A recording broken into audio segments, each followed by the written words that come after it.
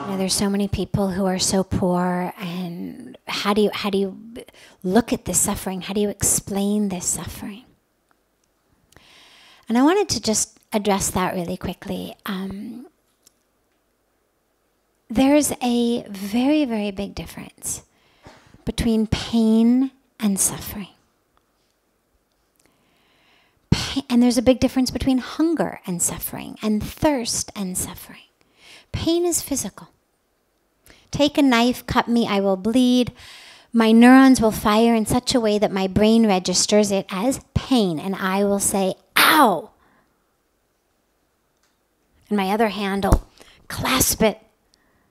I'll run for ice. But suffering actually has very little, if anything at all, to do with pain. We tend to think of them as the same thing, but they're really not. And I wanted to address this because the way that the person asked me the question was as though the people here are suffering, when actually what we're seeing is some people in various degrees of physical, perhaps, pain or handicap, people in varying degrees of poverty. But what's really important to remember is suffering is the emotional response. And I come from LA, where the vast majority of the people I know have an abundance of financial resources, an abundance of opportunities, an abundance of health, an abundance of food, an abundance of all of the things that you think the lack of it makes us suffer. And you know what? Most of them are suffering. Because suffering's in our mind. Suffering is not from that which happens outside. Suffering is how I respond to what happens outside. So I could have $5 billion.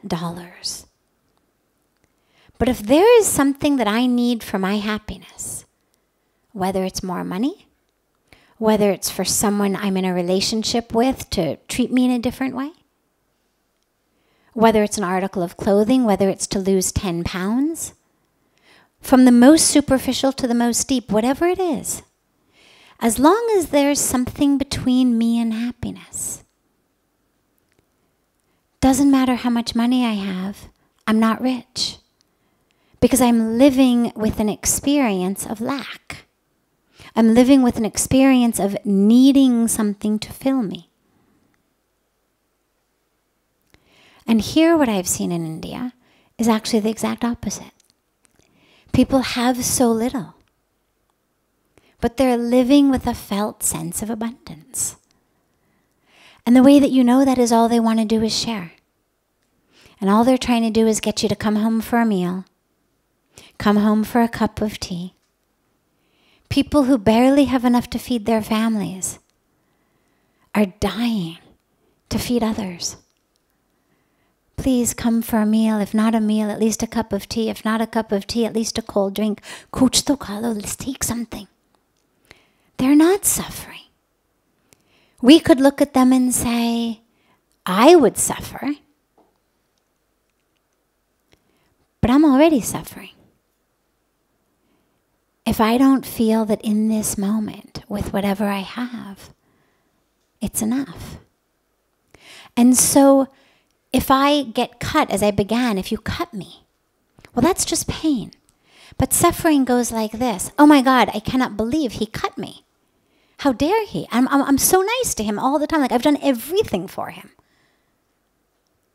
In fact, just today, I brought him a hot chapati at lunch. How dare he cut me? Doesn't he understand? And then the mind starts going. And these things always happen to me. I don't know what it's going to take. I'm always nice to people, and people are always, hurting me. That's suffering. The blood in my arm is just pain. The suffering is what my mind does to it. And the key is, the mind can do that regardless of whether somebody has cut you with a knife, Whether somebody has looked at you in a way you didn't want to be looked at, spoken to in a way you didn't want to be spoken to, ignored you, didn't speak to you at all, or whether they didn't do anything and it's just from within. Suffering doesn't need blood. Suffering doesn't need hunger pangs. Suffering doesn't need a dry throat. Suffering is every moment in which I feel like there's something between me and happiness. And so, yeah, there's a lot of poverty here.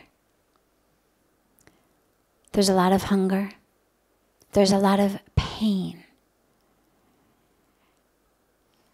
And in many ways, it's due to the choices that are being made by those who have the luxury to make choices.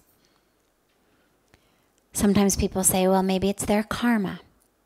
And then Pujya Swamiji reminds us, well, maybe it is their karma, but it's our karma to help them. So their karma may have gotten them there, but our karma needs to get them out. But while they're there,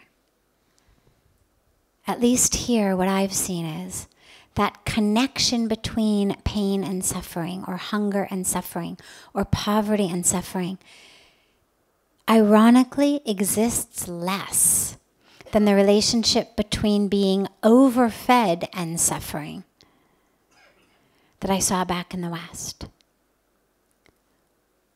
or having even more and suffering that I saw, because there's such an experience, an inner experience of lack. And the last piece of that is that, of course, what that comes from is not a lack outside. It comes from an internal sense of I'm not enough. And if I'm not enough, then I need everything in the world to fill me. And everything in the world is never going to be enough because, well, all the food I eat, I just keep digesting it. So I'm full for a moment, now I'm empty again. All the things I acquire, well, they don't work because they don't go inside. And this is where the only answer to that sense of lack, that type of suffering, is an inner connection of inner fullness and an awareness that we are full and that we are abundant. So I wanted to clear that up, because in this land, particularly here in Rishikesh, all of India, but especially here, what I've seen is so much wealth in the eyes and in the lives of people who are living so far below the standards of poverty that we conceive of. And while on the one hand, yes, we should help them, on the other hand, yes, we also should take a lesson from them of how to actually live full with less.